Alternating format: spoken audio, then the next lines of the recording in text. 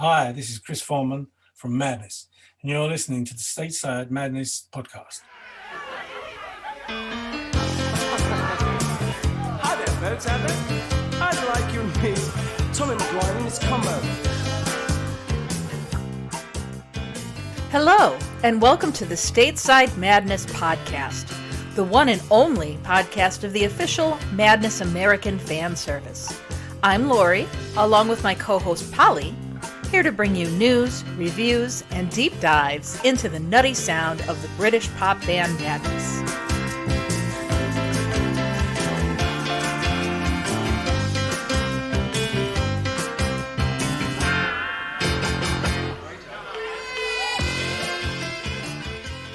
Hello and welcome back to the Stateside Madness podcast. This is Polly.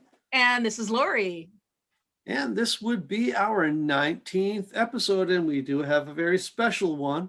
Of course, we say that every time, but this week we really mean it. It is about the unfortunately late, but still nonetheless great Ian Dury. And we're going to have a lot to talk about, a lot of music and all things Ian.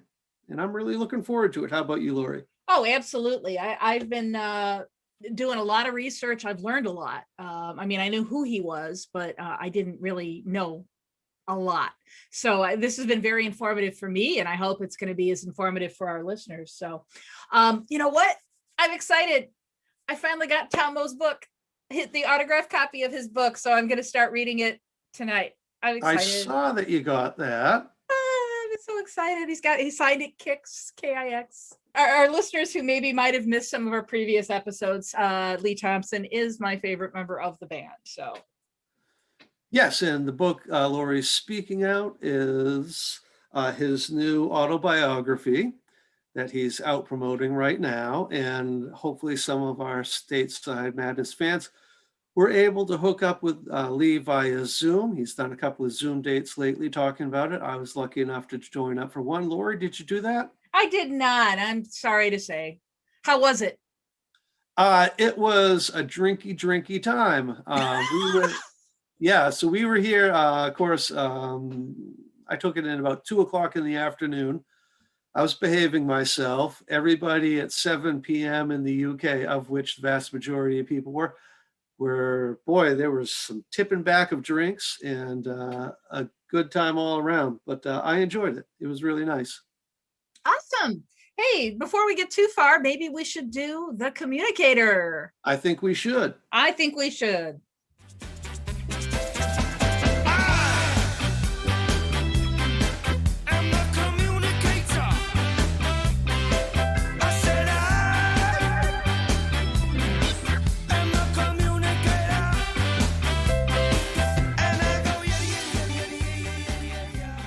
All right, Laurie, so what's up first on the communicator? Well, so we finally got some confirmation on those rescheduled U.S. tour dates. Remember last episode, there was some question about the date of the Boston show. So the rescheduled USA tour dates, and the English Beat announced on their Facebook page that they are going to be opening for just about all of these dates. So it's going to be the English Beat and Madness. So that's going to be really freaking cool. The Fox Theater in Oakland, California, May 26th and 27th, 2022. The Greek Theater in Los Angeles, May 28th, 2022.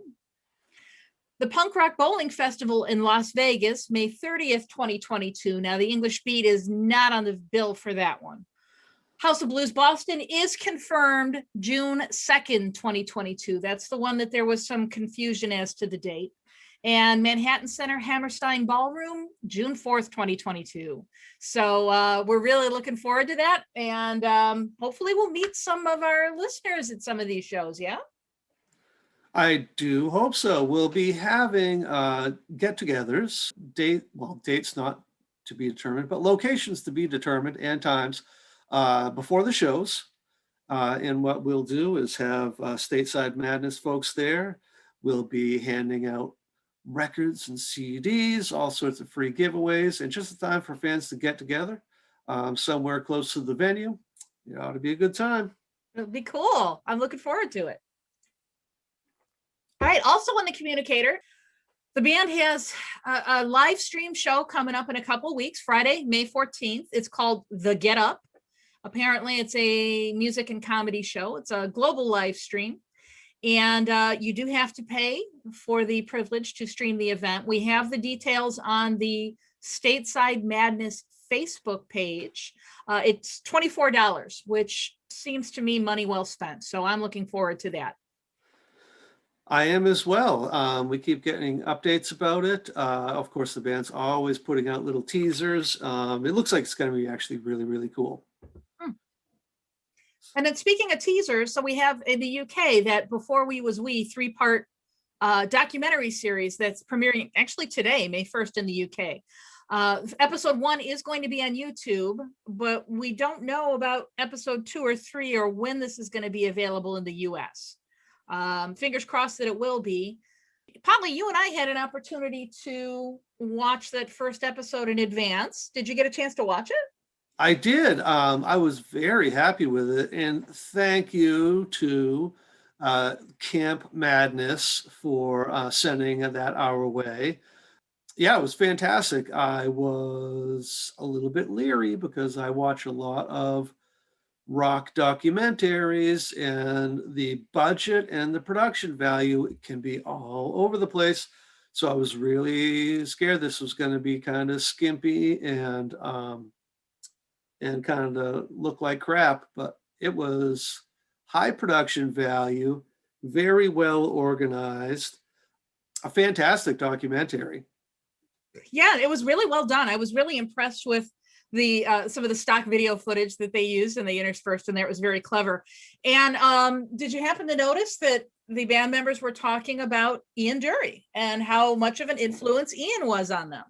In fact, I did. Yeah, that was great. That alone, well worth trying to tune in and watch that for everybody. So I would suggest looking into that. And Alex Harvey as well, who I really, really had to scratch my head and try to remember exactly who Alex Harvey was. But it did come back to me seeing a bit of the footage.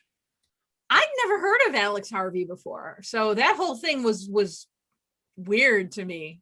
So yeah, episode 1, when that becomes available on YouTube, we'll definitely be sure to post the link for all of our Stateside Madness fans.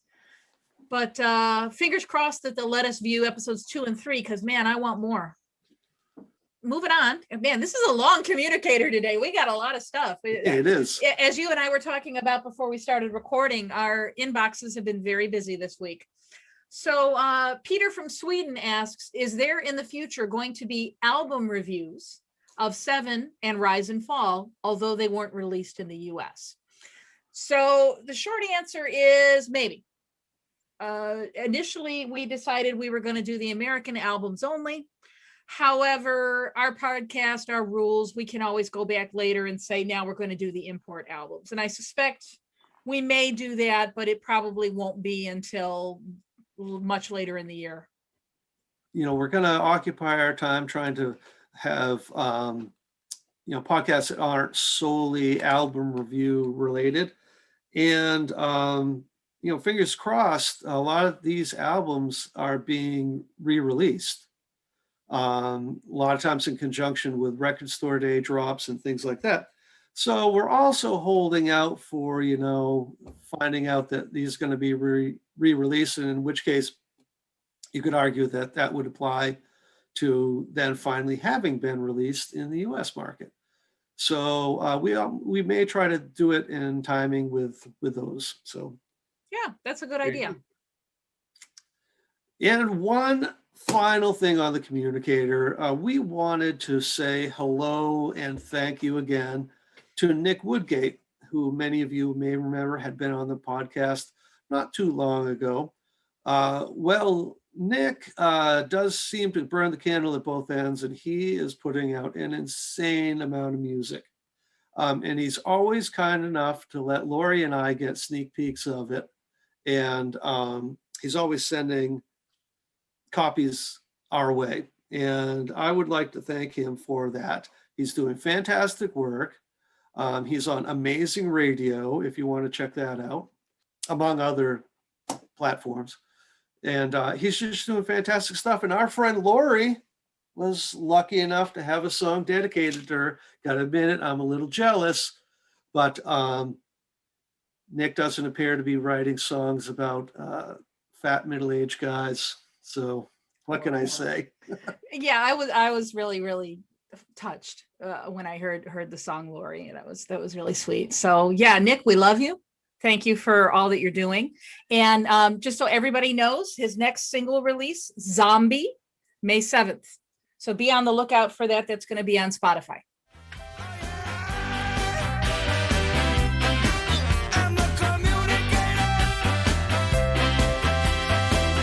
Let me tell you how I feel. I feel I'm scared. Chris, what time is it? Showtime. We want Freddie for a leader. Freddie is a man of class. We want Freddie for a leader. All stand and raise your champagne glass. Gentlemen And assassins and ladies of the night, I call upon you this evening in the hope of shedding some light. I can't go into detail or finger unfounded fools, but there are some here amongst us that are not playing to the rules. I've rounded up the lowlife and local CID, offered a free massage or else the third degree. There is no simple solution in this life we lead, so make things easy for yourself to the baronage concede. We want Freddie for our leader. Freddie is a man of class. We want Freddie for our leader. All stand and raise your champagne glass. These shall not prevail entirely, came the start warning today. All right, so that was Drip Fed Fred from the 1999 Madness album Wonderful with Ian Dury on vocals. Now, sadly, we're not planning to do an episode on Wonderful because this album was not released in the USA. Though we might sometime. But Laurie, I'd like to say I'm on every podcast and they're all wonderful. That they are.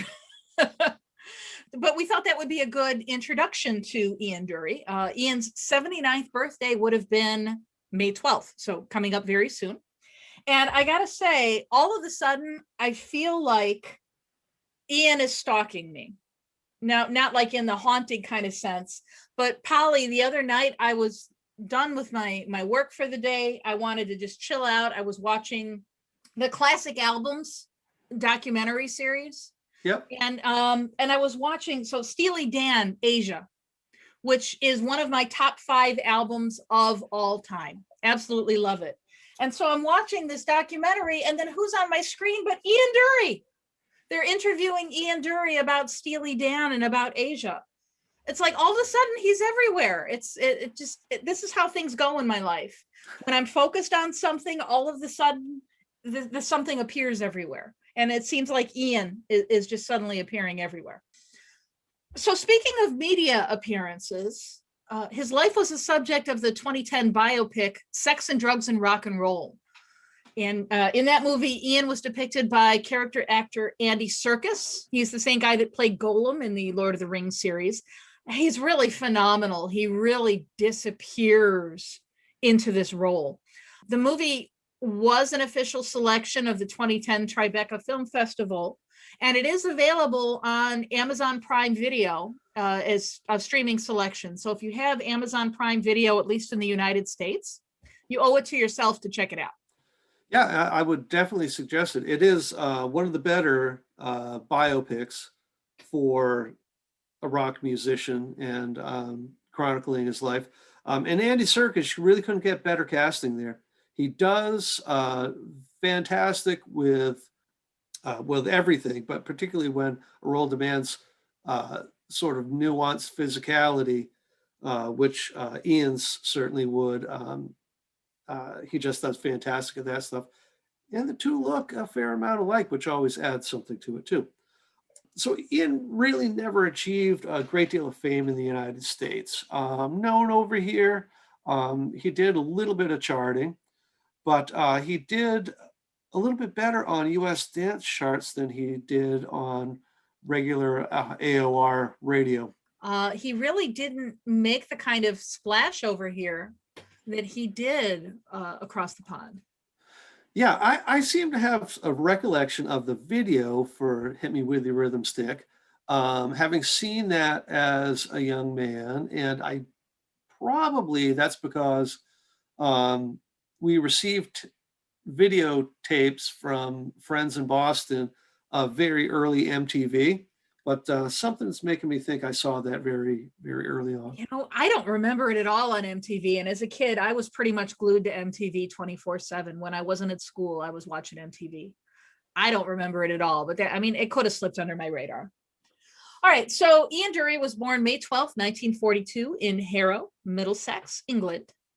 His mother, Peggy, was a health visitor. I had to look that up. I think it's something akin to visiting nurses that we have here in the USA. His father, William, was a chauffeur. In fact, he's the subject of the Blockhead song, My Old Man, which we're going to hear later today. His parents separated when Ian was 4, and he lived with his mom, Peggy, and her sister, Mary, in a small village in Essex. I think the big defining event in Ian's life occurred at the age of 7. Ian contracted polio from a public swimming pool. And as a result, he spent 1.5 years of his life in the hospital. And so this would have been late 40s. So the polio epidemic was, I mean, it was still going pretty strong. So he did survive, luckily, but his illness resulted in the paralysis and withering of his left leg, shoulder, and arm. So it left him permanently disabled. You know, to his credit, he never let that hold him back. We'll talk about that a little bit more. But in live concert footage, you know, he's known to perform in just a tank top often, and it's quite visible, quite obvious. And I think that's kind of a credit to his morality, is that he was never about to be you know, hiding that aspect of his life. No, I mean, if you think about another famous person who had polio, Franklin Delano Roosevelt, and he famously never allowed himself to be photographed from the waist down because he didn't want Americans to know he was in a wheelchair. So this is like very different, right? In contrast to Ian, who made no apologies, right? This is who I am, right? So because of his disability at age 9, Ian was sent to live at the Chailey Heritage Craft School for Disabled Children. The philosophy of the school was that children had to learn to help themselves since no one will do it for them. This is depicted in that movie, Sex and Drugs and Rock and Roll. Toby Jones played Hargreaves, who was the abusive headmaster of the school. And you can really see reenacted some of the horrors that the children went through at the school. The experience did toughen Ian up, though. He did say in an interview, Chailey made me strong physically and mentally. And he said that later in 1999.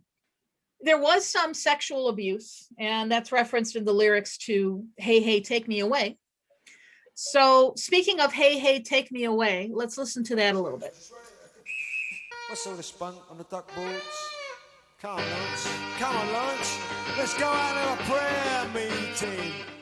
Take a charge to the man with his shotgun. Hey, come on, Lawrence. It's time we escaped again, my son. Hey, come on. Hey, hey, take me away. I hate waking up in this place.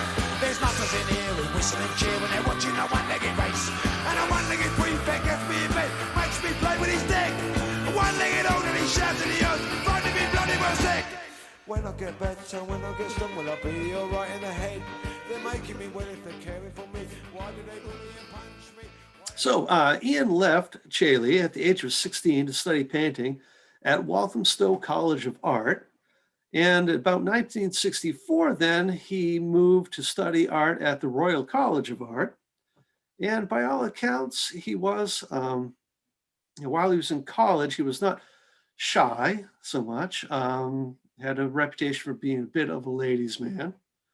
And a female classmate of his recalled, he was very upfront and salacious. Great adjective for you there. He was a very sexual kind of guy. And, he had a very direct, blunt way of talking, particularly about sex, which, if you can imagine then, in the very late 60s is, probably not the norm. But nonetheless, that was his personality. He did study under Peter Blake, a prominent pop artist. Yeah, so he was the artist that did the cover for Sgt. Pepper's. And I believe he also did the cover for the Madness album, Wee Wee CC Ja Ja Da Da, didn't he? That I actually didn't know, but it wouldn't surprise me. It's sort of in the vein of a lot of stuff he's done. The Blockhead song, Peter the Painter, is in fact about Peter Blake.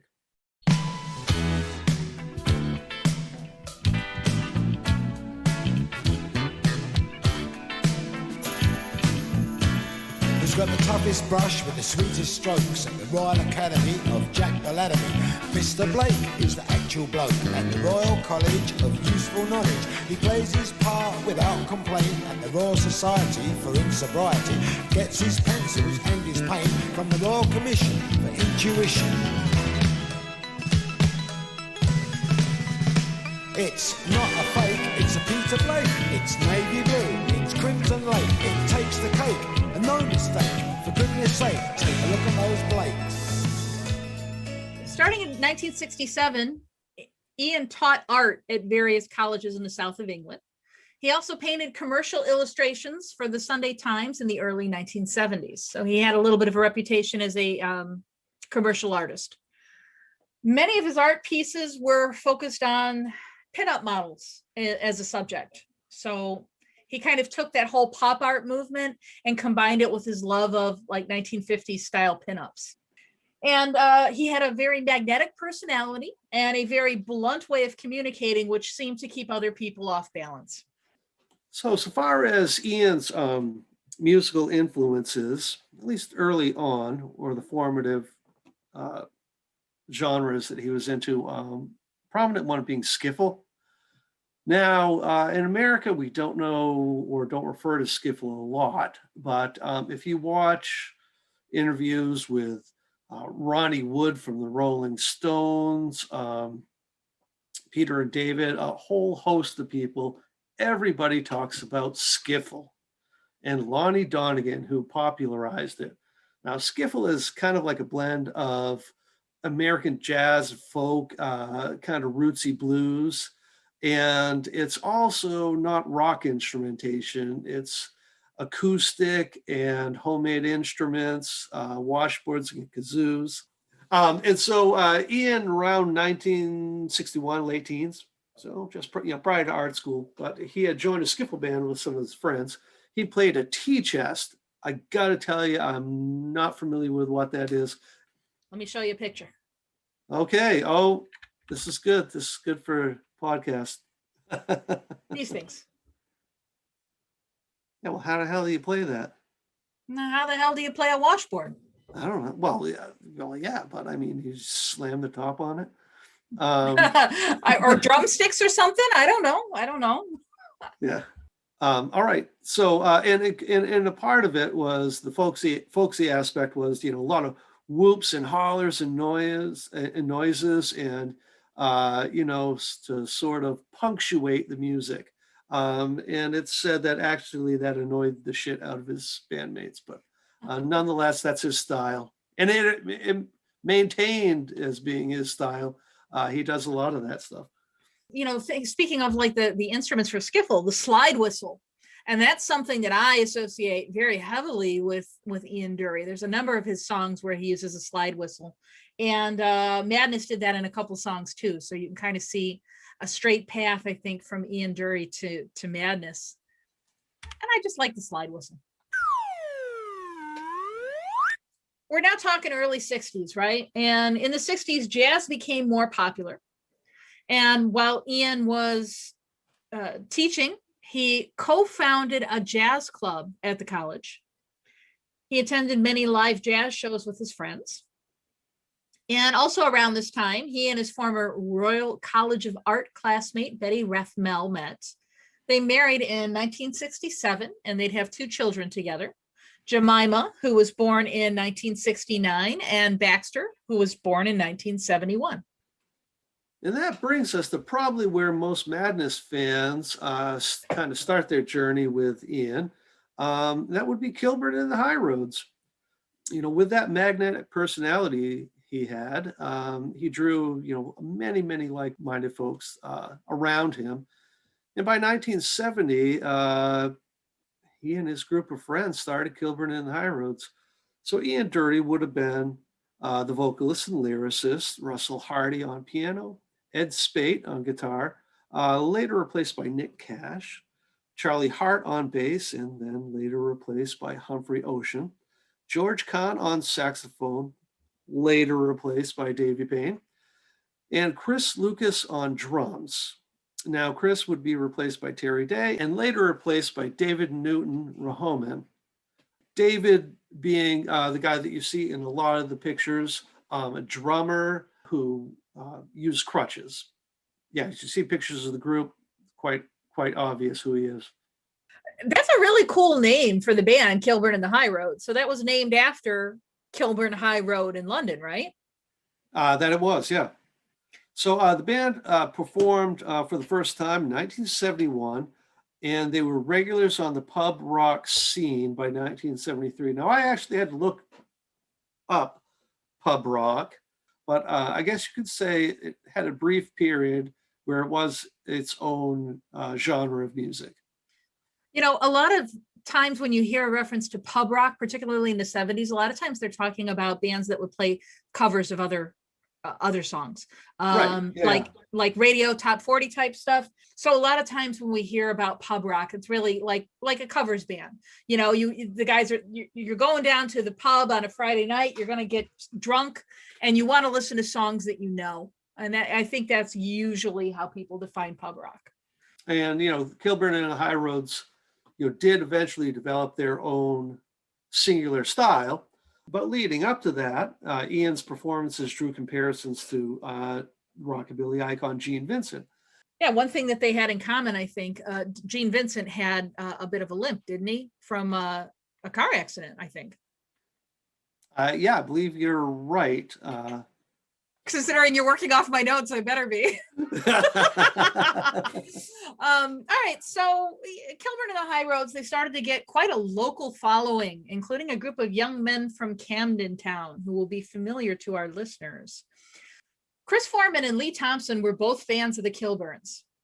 And there's a story, I think we might have shared this in a previous episode. So the first time he saw the Kilburns, Lee, who was underage, snuck in through the men's bathroom window at a venue called the Tally Ho. Somehow, as he's going through the window, he gets snagged on some hooks and he's hanging upside down in the men's room. And a man comes in and Lee hears this kind of clanking of, I don't know if it was his leg brace or a crutch or whatever he was using. And the man goes, "Oi, what are you doing in here?" And Lee said, "Well, I've come to see the band that's playing." And the man said, "Well, you won't see them in here, will you?" And helped him down. Lee then realized during the show, the same man comes out on the stage and he's the lead singer. It's Ian Dury. So that was his first encounter with, I guess, his hero. That it was. And he retells, they retell similar stories in Before We Was We. Barson had actually said the Kilburns were just all mad. And they opened for The Who on their Quadrophenia tour in late 1973.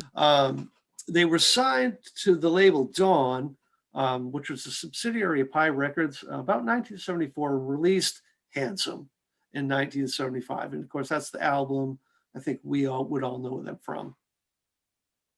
The first single off of Handsome was Rough Kids, and the second would be Crippled with Nerves. And the title phrase has a double meaning, kind of. Ian was indeed crippled by his nerves. So why don't we actually take a listen to that? I could touch her, I could tell her I'm a very lucky fella. I'd Hansel, all proper reserves, but my hope is all gone. Got the fears coming on, and I'll die as I'm crippled with nerves.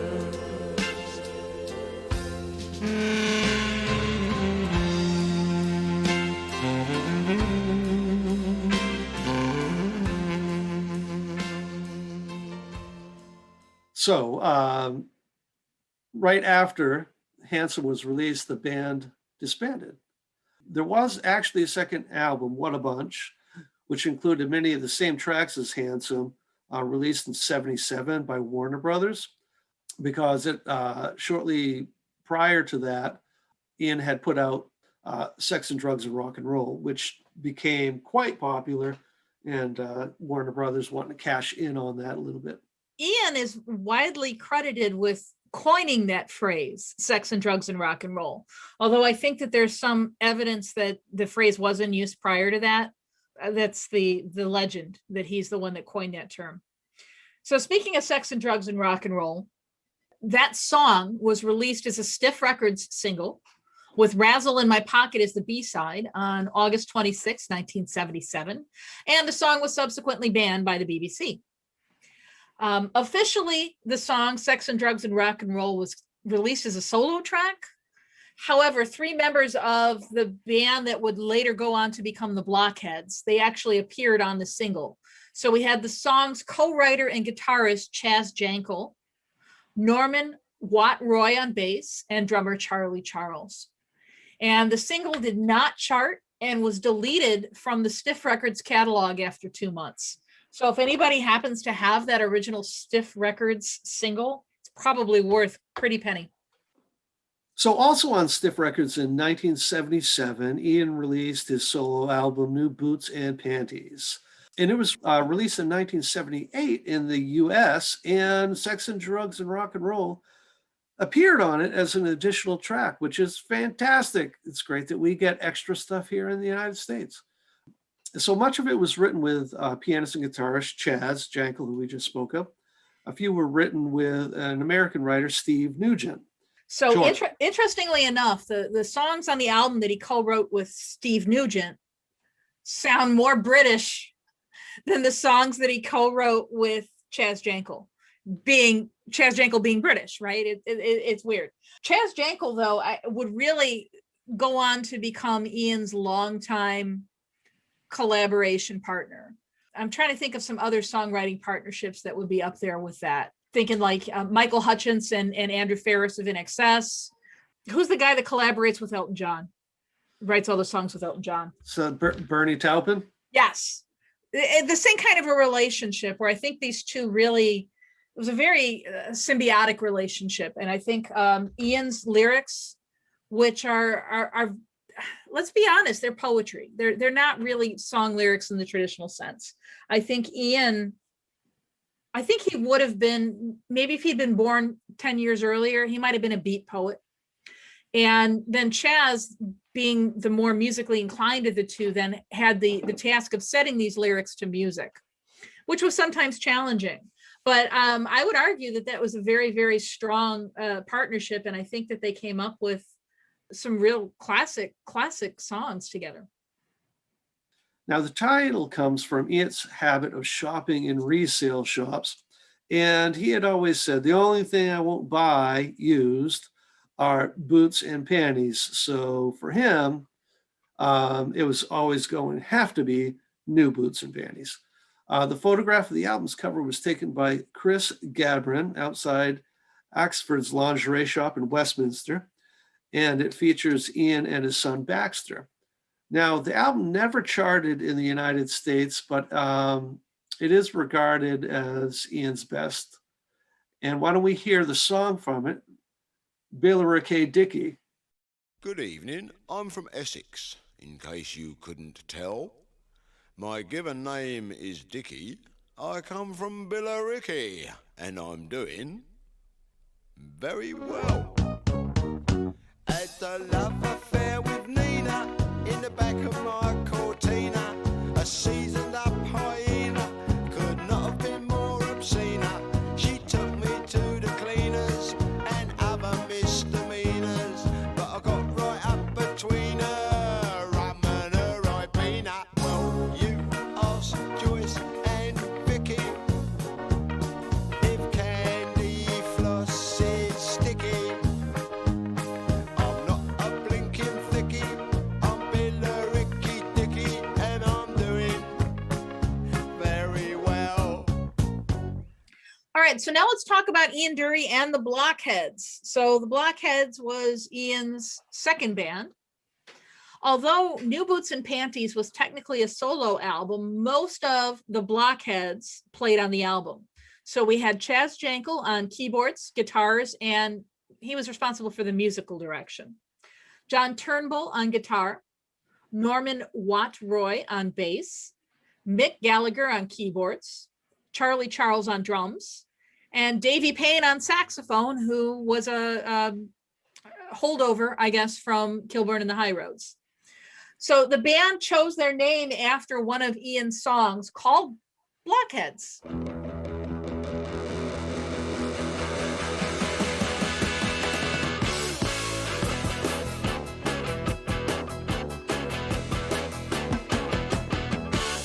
You must have seen parties of blockheads with bloodstained lagered skin. Blockheads with food particles in their teeth. What a horrible state they're in.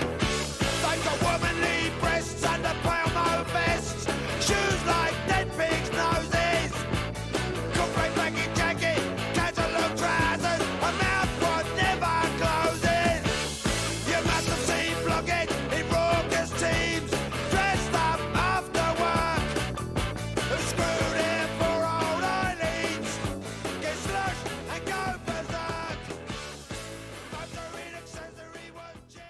In 1977, Stiff Records organized a tour for their 5 biggest acts at the time: Nick Lowe, Ian Dury, Reckless Eric, Larry Wallace, and Elvis Costello. And Elvis Costello was the one act at the time that had some chart success.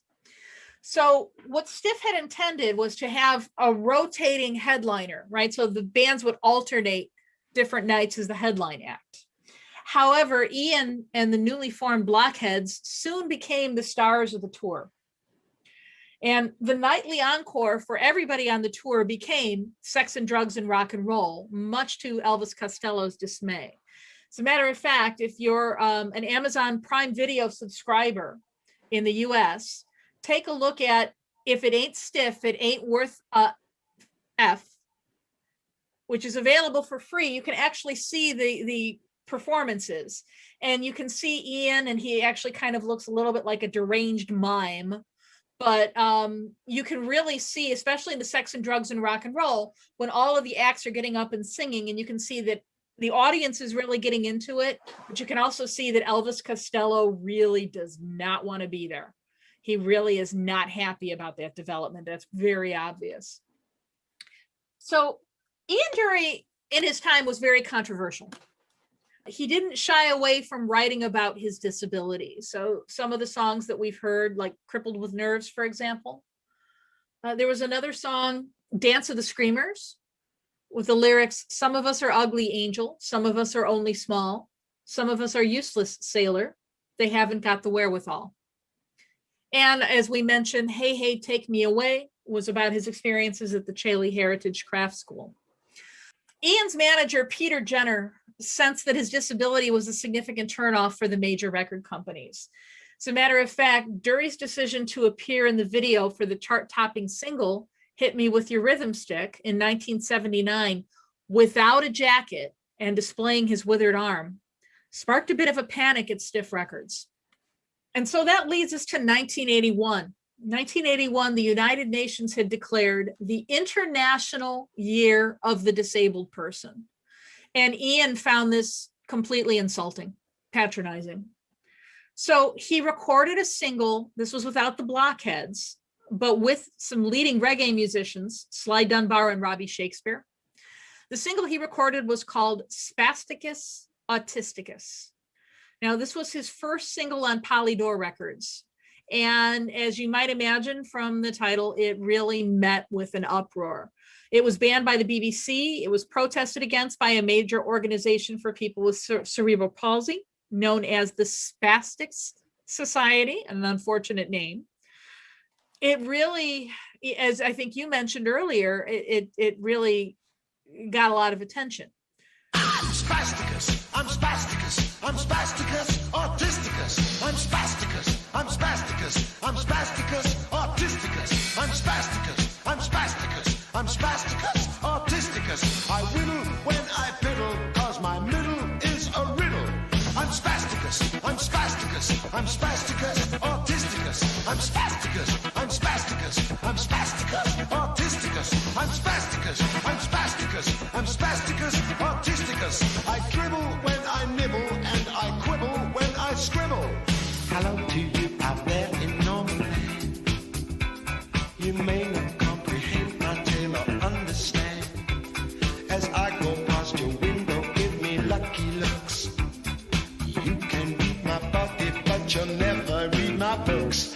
I'm spasticus, I'm spasticus, I'm spasticus, autisticus, I'm spasticus, I'm spasticus, I'm spasticus, autisticus, I'm spasticus, I'm spasticus, I'm spasticus, autisticus. I'm nobbled on the cobbles, cause I hobble when I wobble. Swim!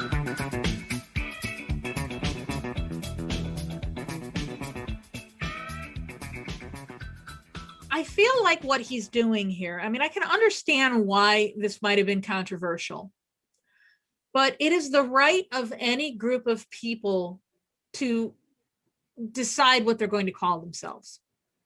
And some words over time, I think, have become insulting and derogatory. And then the people who those words describe sometimes make an effort to take them back. Some examples of this, we see the use of the N-word, and we see members of the hip hop community reclaiming that word for their own and using it in their songs and depriving it of its power, right? Its negativity. We see the same thing in the gay community, that there are some gay slurs that the gay community has, again, tried to reclaim and tried to take back. And I feel that might have been some of Ian's motivation here with this idea of, spasticus autisticus. Again, taking something that would have been insulting and turning it on its head and claiming it, and holding it up into the light. And yeah, it made people uncomfortable. And I think that was the idea.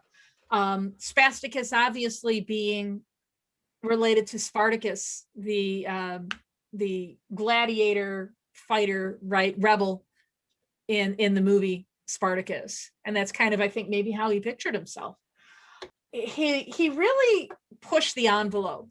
And I think he did make people uncomfortable. And it might have been a little bit by design. A lot of his songs, besides being about his disability, a lot of them were about sex. And I think that the idea of someone with a disability being a sexual being, I think that also makes people uncomfortable.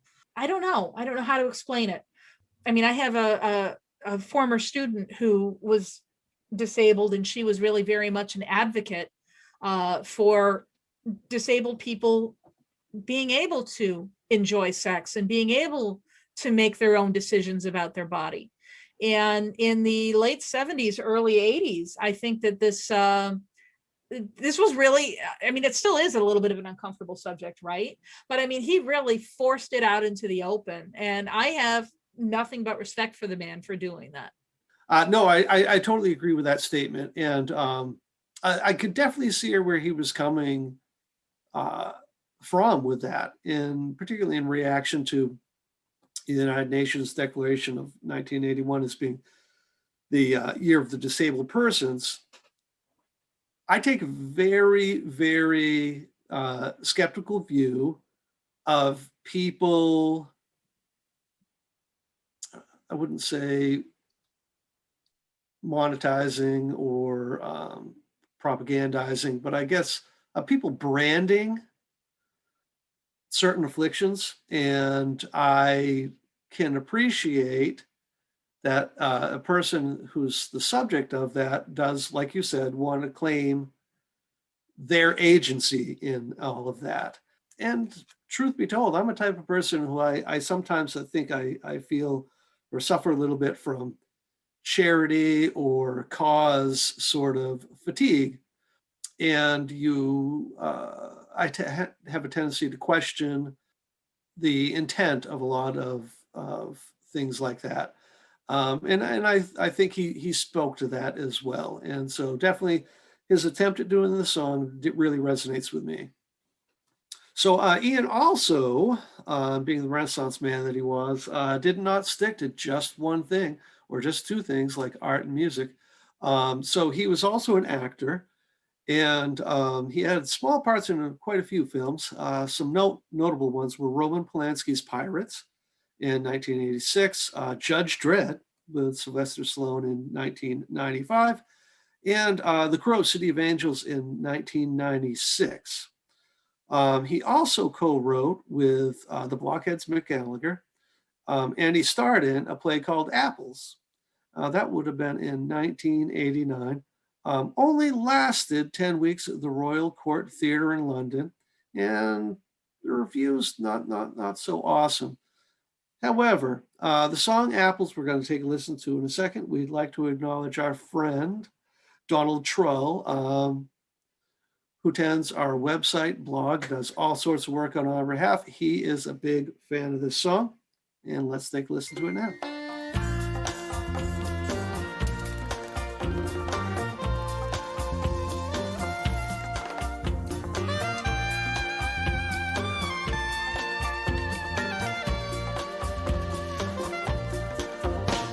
Delilah, the dancer from Soho, was making her way down the lane. Simpson from Harrow had fruit on his barrow. He sold it for love and for gain. Simpson said, hello, young woman, my pippins are lovely today. Don't be suspicious of golden delicious, whatever your granny might say. They're only apples, red and green. Apples, lovely, ripe and juicy, and especially for you. Right off me barrow, me old coat sparrow. Apples, red and green.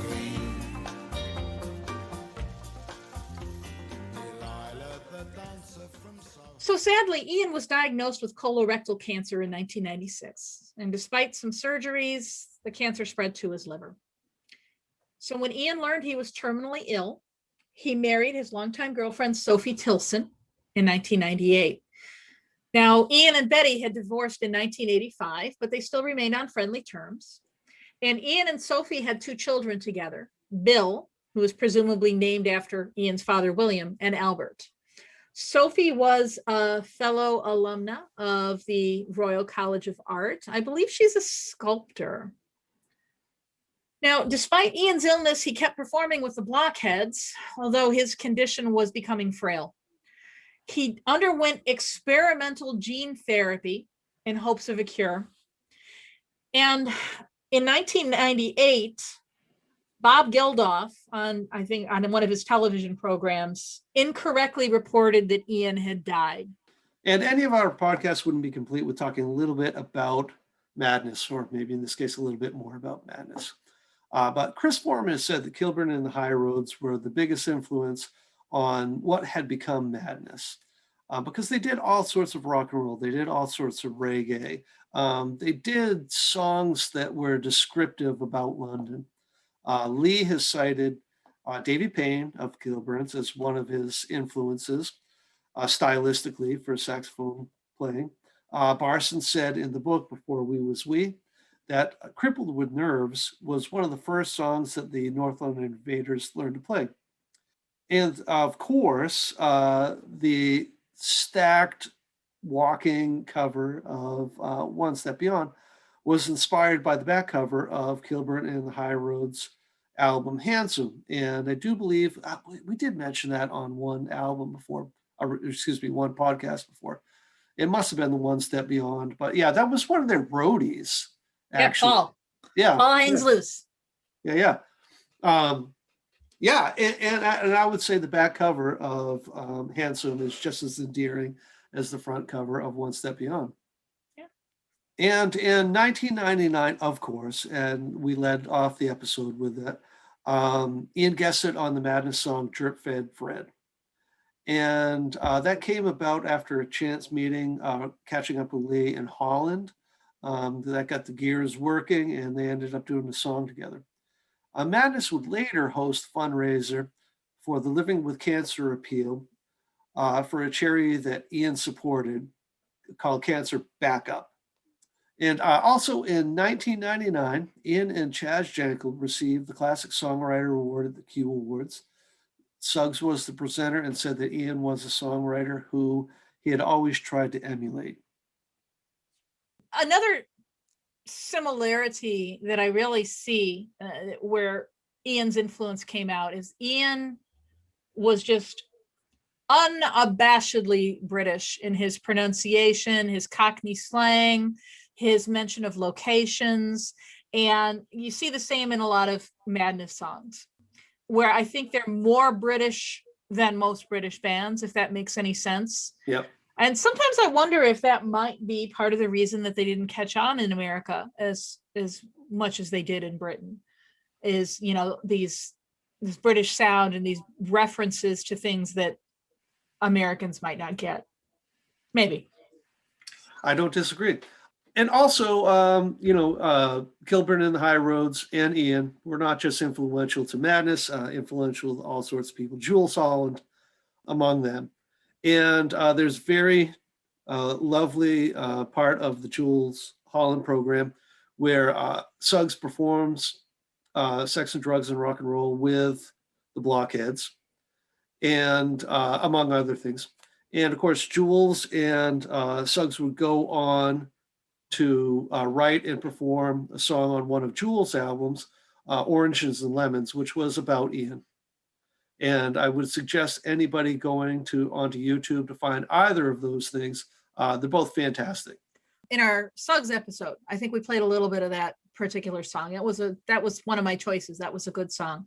And another thing worth noting too is Ian also played at the first Madstock, 1992. True. So let's listen to a Madness cover of one of Ian's songs. So this is Madness performing My Old Man. My old man wore three-piece whistles. He was never home for long. Drove a bus for London transport. He knew where he belonged. Number 18 down to Euston. Double-decker, move along. Double-decker, move along. My old man. Later on he drove a roller, chauffeuring for foreign men. Dropped his H's on occasion, said go blimey now and then. Did the crossword in the Standard, at the airport in the rain. At the airport in the rain, my old man. So Ian Dury and the Blockheads' last performance was a charity concert in aid of Cancer Backup on February 6th, 2000 at the London Palladium, supported by Christy McCall and Phil Jupitus. Is that how you say that name? Jupitus. Jupitus, okay. Ian Dury died of cancer on March 27th, 2000.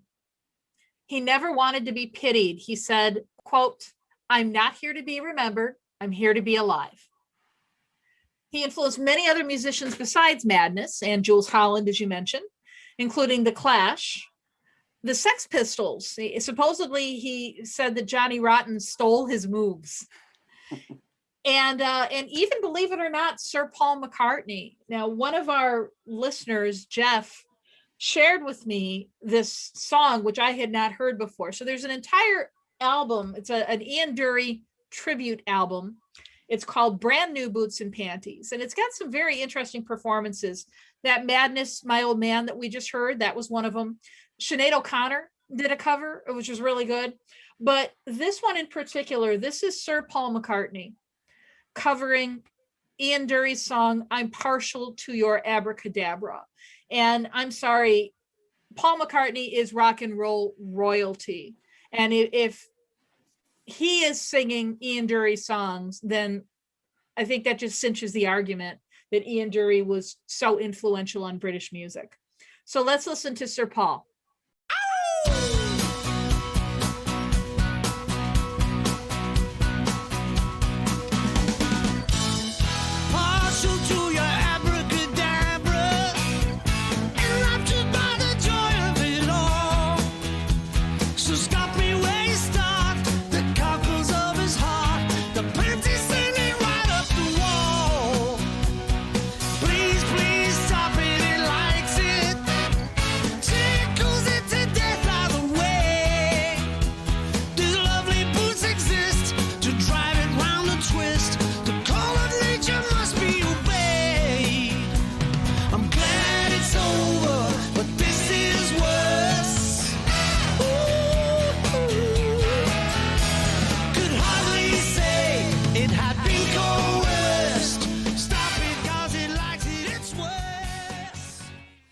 That leads us to our top 5.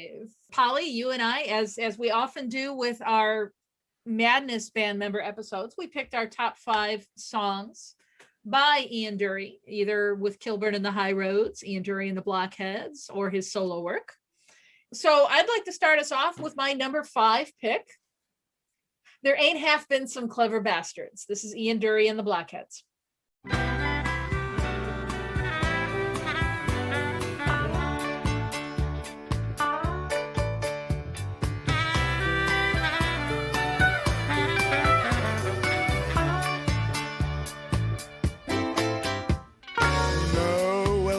Was a charmer. As a writer he was Brahma. Velvet jackets and pajamas, the gay divorce and other dramas. There have been some clever bastards. Lucky Peters, lucky Peters. There have been some clever bastards. So what do you think of that one, Polly? Well, I like it. I'll say that about all 10 selections we do for both of our top 5s. This is him kind of lyrically at his best. He does really, really well with name dropping. And he does it a lot in this song. And I think it's just fantastic. He brings together, Albert Einstein, Noel Coward. I know you love that lead in line to the song. Absolutely. Noel Coward was a charmer. Oh my gosh.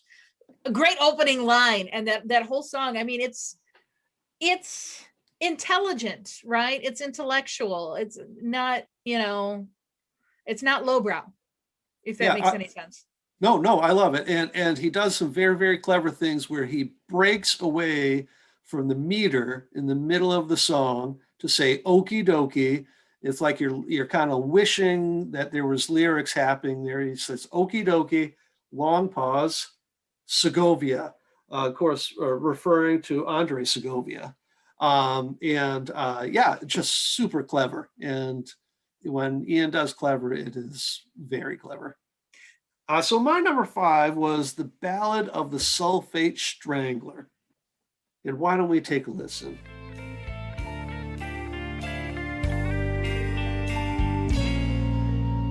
Boy was born to Jack and Marge in 1951. And what is love? Is love is love. And what is done is done. The baby grew in size and rage beyond his normal years. And when there's blood on every page, the diary ends in tears.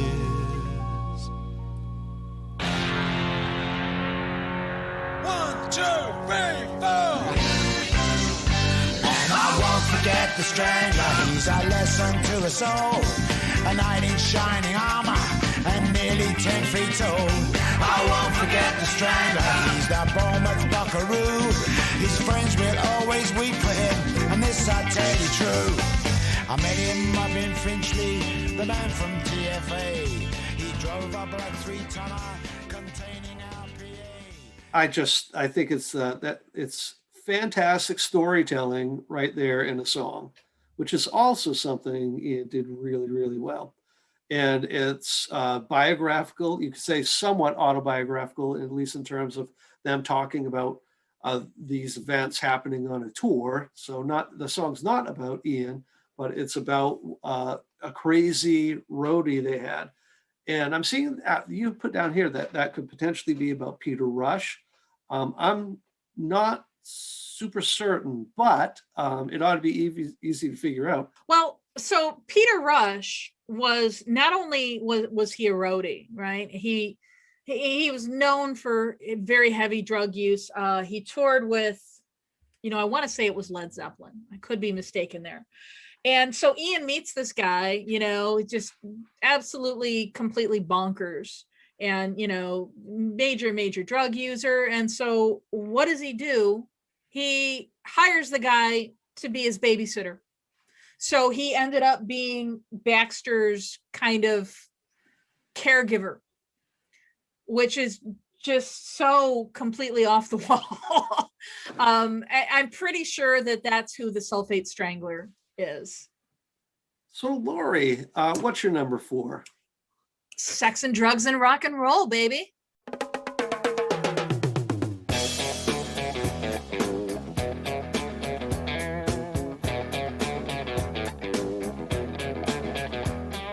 Sex and drugs and rock and roll is all my brain and body need. Sex and drugs and rock and roll. It's very good indeed. Keep your silly ways or throw them out the window. The wisdom of your ways. I've been there and I know lots of other ways. What a jolly bad show if all you ever do is business you don't like. All right, Polly, tell us what you think of Sex and Drugs and Rock and Roll. Well, I like it a lot, Laurie. Yeah, it's always a showstopper. He's got many live videos, many concert videos out there. It's crowd favorite. What's not to love about the song? I think it's an interesting song too. I mean, because number one, it really kind of showcases his songwriting talent as a lyricist, but I think it also kind of reveals his limitations a little bit as a singer. In the parts where he's singing and not doing spoken word, he doesn't have the greatest singing voice in the world, but that's totally okay. That's totally fine. It totally works.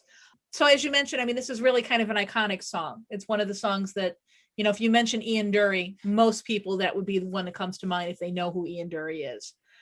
You picked a less famous one for your number 4, didn't you, Polly? I did. I picked Billy Bentley promenades himself in London. Here's a little London song. All about a young man's adventures in a big city.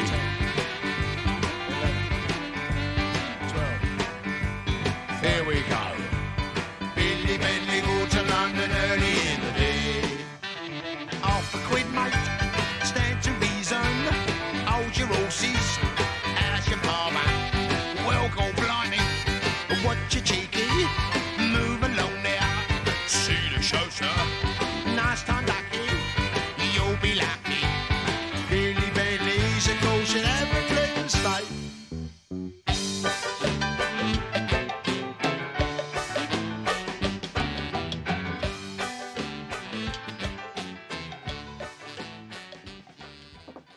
So, of course, that was from the Kilburn and High Roads album, Handsome. I really do like the song, if for no other reason. I got a bunch of reasons, but if for no other reason, there's just so many similarities there to the Liberty Norton Folgate. It's name dropping different parts of London, some of the same parts of London listed on Norton Folgate. And much like Norton Folgate, there is a key change and tempo change right in the middle there. A nice transition where it goes from the regular format of the song to something that's got a little bit more of an ethnic feel to it. I mean, the similarities are there. The boys must have got the idea for Norton Folgate somewhere, and I would argue it must be Billy Bentley. I got nothing to add to that. I'd never heard this one before until you put it on your list. I'd never heard it. But yeah, I can't add much to what you've just said. So maybe I'll talk about my number 3 then. How's that? Go right ahead. All right. So the song I picked is one of the songs that Madness did in their early days as the North London Invaders. As a matter of fact, if you happen to see the Madness biopic, Madness Take It or Leave It, there's actually a scene where they're playing the song. It's called Rough Kids. Rough kids play rough games and kick tin cans. Leave their feet out in the eye. Rough kids that bother and make nuisance. They climb on someone else's fence. Rough kids give mama no obedience. You know they've got no sense.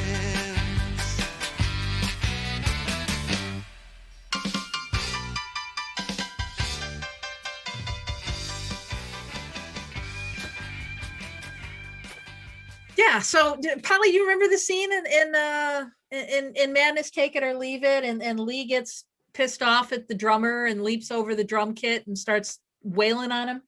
I do remember that. Yeah. Absolutely.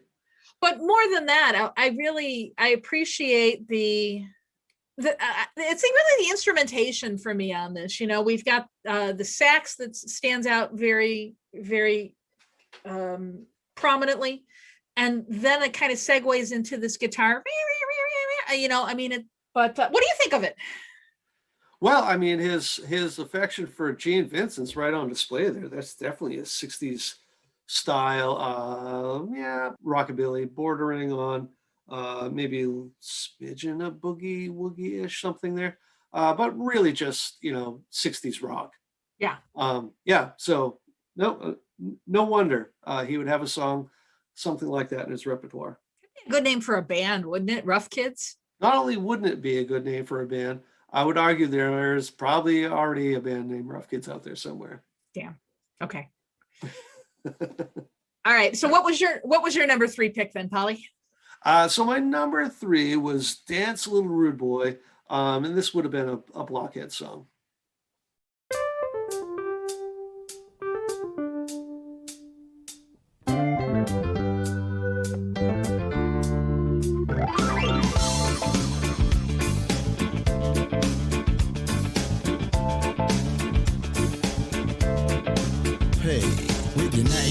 And your nifty dreads and the Dagenham Royal swagger, with your tricky spews and your Cuban heels and the face of a carpetbagger, with your sweet cologne and your mobile phone and the moves of a desperado, you will cut a Swede and your gangsters lead and an overdose of bravado. We see a double hip to the trippy tip and you're searching every quarter. You could throw more shapes than a jackanapes for someone's lovely daughter. So dance, little rude boy, dance. Dance, little rude boy, dance. Dance, little rude boy, dance. You've got to know something. Drive me to distraction. Drive me raving mad. Drive me to the action. Take me one more time. So, Laurie, what is your thoughts on Dance Little Rude Boy? Boy, I don't know. I know this is one of his later songs. This was, this might have even been released posthumously. Tell us why you chose it. Right off the bat, like thematically, it's something I would have been interested in. Although I'm not quite certain he's referring specifically to Rude Boy in terms of ska sense or anything like that. But No, I like it. It's bouncy. I like when Ian does funk, and it's definitely got that aspect going to it. But then, much like I spoke of with Billy, it does have a nice little break and change of tempo in there where he goes into sort of sultry, smooth jazz, reminiscent of Steely Dan or Boz Scaggs or something like that, with that sax solo in there. And so, yeah, I'd even say it sounds like the theme of the Love Boat or something.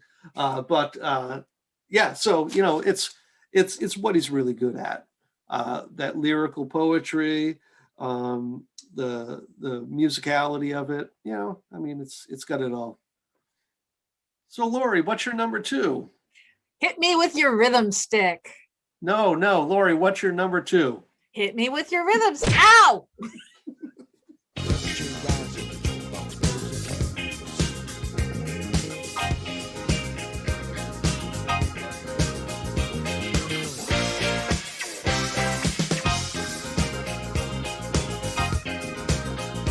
In the deserts of Sudan and the gardens of Japan, from Milan to Yucatan, every woman's every man. Hit me with your rhythm stick. Hit me. Je t'adore, ich liebe dich. Hit me. Hit me with your rhythm stick. Hit me slowly. Hit me quick. Hit me. Hit me.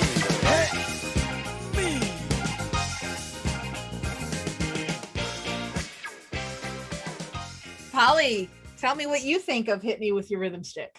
Well, I mean, what's not to love? This is the song you could say that kind of made him. I absolutely love it. I just spoke about on our number 3s, my fondness for when Ian does funk, and I love it a lot. There's something really interesting too that I didn't realize, but the Davy Payne's saxophone solo, he's actually playing 2 saxophones at once. And if you Google it, you find the video for it, you can actually see he's got 2 in his mouth and he's doing the fingering on both simultaneously. Wow, I didn't even think that was possible. And as I was researching this episode, according to Warren Huart in Songs That Change Music, this song was actually about Ian's walking cane. Really? That's what he says. So what's your number 2? So my number 2 would be that song, Spasticus Autisticus.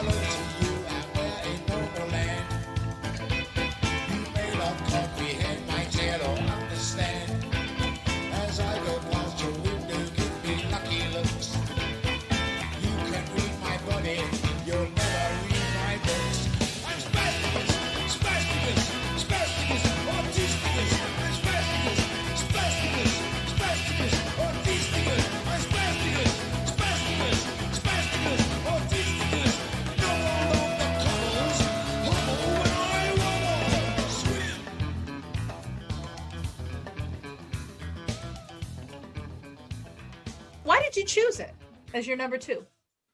Well, I thought it merited more mentioning, for one, but the live version is just phenomenal.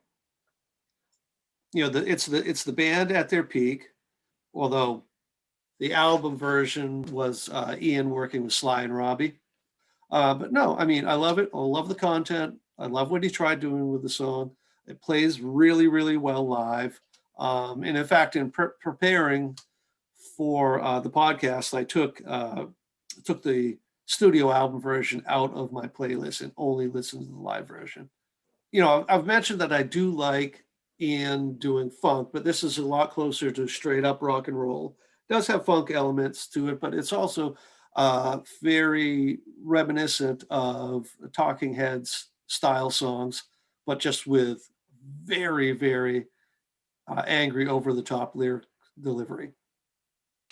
All right, well, I got to play. This is my all-time favorite Ian Dury song. As a matter of fact, I was playing it as like hold music for one of my Zoom classes the other day.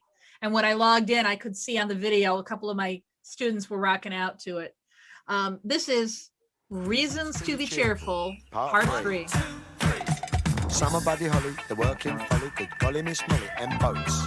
Hammersmith Pally, the Bolshoi Bally, jump back in the alley, add nanny goats. 18-wheelers, camels, Dominica camels, all other mammals plus equal boats. Seeing Piccadilly, Fanny Smith and Willie, being rather silly, and porridge oats. I better grin and bear it, I better come and share it. You're welcome, we can spare it. Yellow socks, too short to be haughty, too nutty to be naughty. Going on 40, no electric shocks. The juice of the carrot, the smile of the parrot, a little drop of claret, anything that goes. Elvis and Scotty, days when I ain't spotty, sitting on the potty, curing smallpox. Reasons to be cheerful.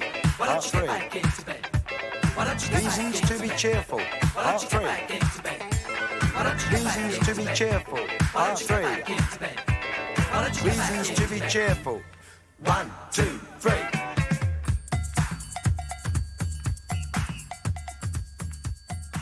All right, so before I go on and on about why I love that song, Polly, what are your thoughts? Well, one is that parrots actually don't smile. That would be probably the big takeaway from that song. But no, I love it. The name checking. I think we've already talked about that a couple of times. But this is the mother lode of just dropping names in a song and checking, you know, like he says, of all the things that there are reason to be cheerful about. Yeah, I've never been that much of a fan of What a Wonderful World. I think it's saccharine and a silly song. This is that sort of theme done right. And I just couldn't love it anymore. Probably my favorite line in that actually is him talking about Stephen Biko and Rico. And I'm gonna just say that must be Rico Rodriguez. I don't know. But Stephen Biko and Rico. There's so many things. Let me break down what I love about this song, okay? So number one, it's a list. He's making a list of all these things that make you happy or make him happy. And I love songs done in that style. We saw that with Madness in Baggy Trousers. Suggs is doing the same kind of thing. He's giving a list. Naughty Boys in Nasty Schools, Headmasters Breaking All the Rules. So again, you can really see like the straight line from Ian Dury to Madness. I love the why don't you get back into bed? You know, it's got that kind of disco funk sound to it. I really dig that. But I think the thing that really stands out for me is I've heard this song classified as a proto rap. Now, I don't really like that word, but I get what they're trying to say. His instrument is his voice, and more than just about anybody I can think of, Ian's vocal rhythm was so spot on. And it really comes out in this song where you can really kind of pick up on that, where his voice is a rhythm instrument. And there's a couple lines that I love too. I think my favorite line, "You're welcome, we can spare it." And again, that's one of those things, I hear it every time and I smile, because, you know, that's one of those things that if somebody says that, you know, that means you're having a good day, that somebody's doing something good and helping you out. One other thing worth noting about this is the saxophone solo. Now, I didn't play it in our segment just now, but that saxophone solo wasn't originally there. And Ian had some concerns. I guess Davy Payne had some financial difficulties. And so Ian asked Davy to add a saxophone solo so that he would get songwriting royalties, so that he would get some additional money, which very, very kind of him to do. I think I've probably discussed that one to death, but I love it. Love it, love it, love it. How about you? What's your number one? Okay, so I went again to the blockheads and I picked I Want to Be Straight. I'm Charlie. You know. I'm Norman. Pleased to meet you. I'm Mickey. Hello. Welcome. I'm Johnny. How you doing, Harry? Chummy. My name is Davey. And I'm Ian. And guess what? I wanna be straight. I wanna be straight. I'm sick and tired of taking drugs and staying up late. I wanna confirm. I wanna conform. I wanna be safe and I wanna be snug and I wanna be warm. I wanna be straight. I wanna be straight. I wanna create a place of my own in the welfare state. So it's worth noting there that this is not straight in the current vernacular where it's referring to someone's sexual orientation. It's straight as in straight edge, as in, like not doing drugs, right? Yeah, sober. Yeah.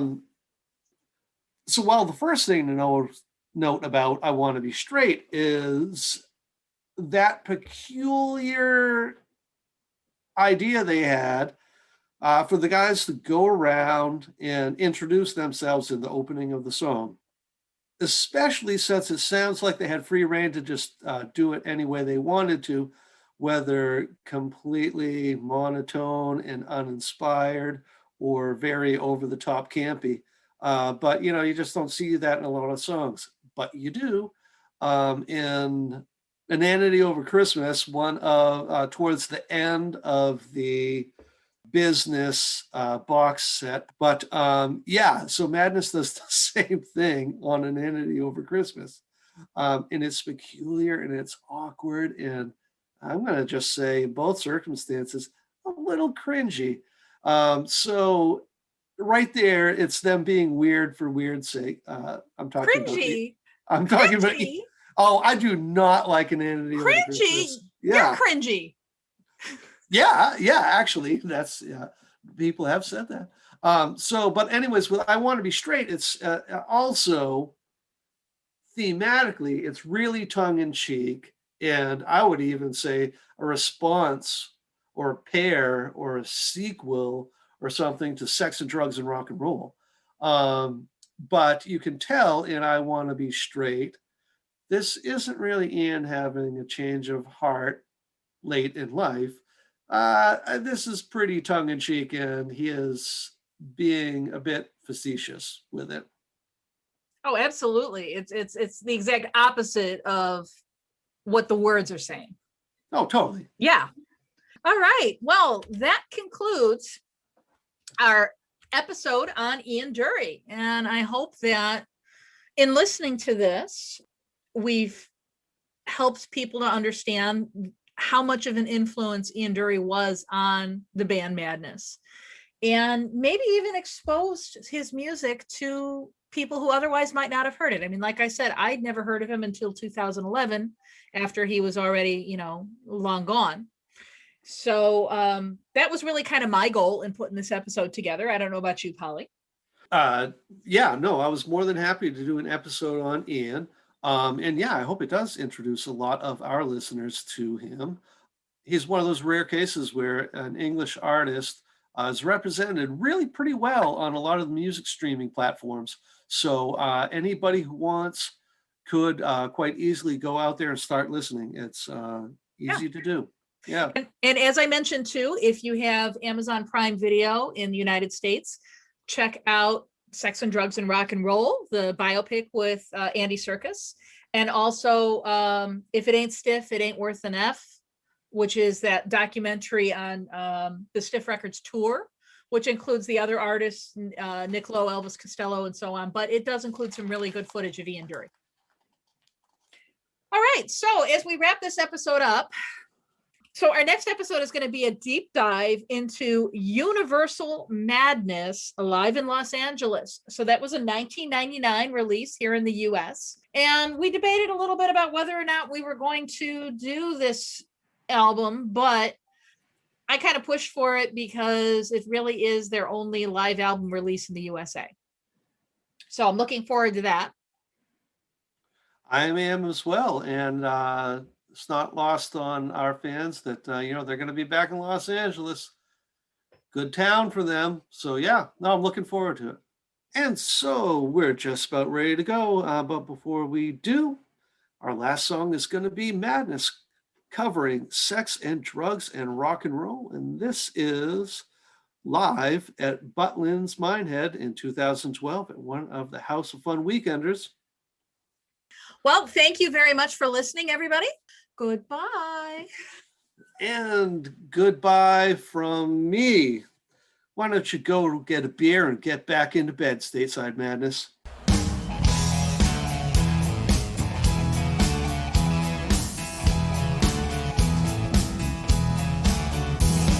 Sex and drugs and rock and roll. It's all my brain and body need. Sex and drugs and rock and roll. It's very good indeed. Keep your silly ways, or throw them out the window. The wisdom of your ways. Well, I've been there and I know lots of other ways. I want a jolly bad show. If all you ever do is business you don't like. Sex and drugs and rock and roll. Sex and drugs and rock and roll. Sex and drugs and rock and roll. It's very good indeed. Every bit of clothing ought to make you pretty. You should cut the clothing, grey is such a pity. I should wear the clothing of Mr. Walter Mitty. See my tailor, he's called Simon, I know it's going to fit. Here's a little piece of advice, you're quite welcome, it is free. Don't do nothing that is cut price, you know what they'll make you think. They will try their tricky devos, trap you with the ordinary. Get your teeth into a small size, cake of liberty.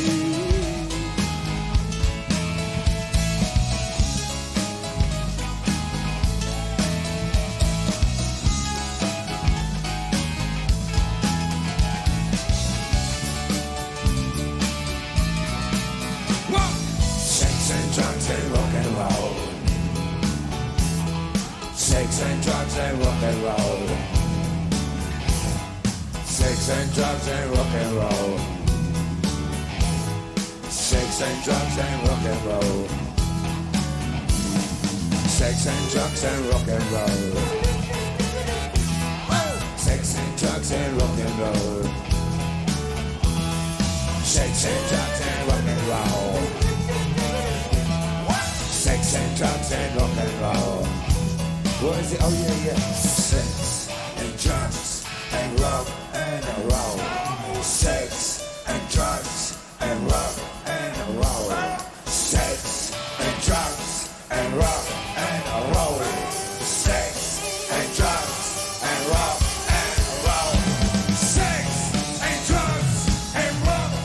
roll.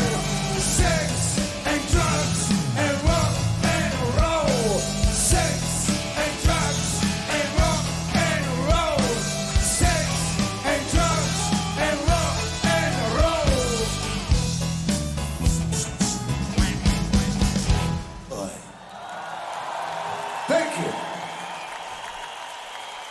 and roll. Sex. And if there are any families here, in the words of those great philosophers, the Cuban brothers, I can't do the accent very well, but do one, you little fucking arseholes.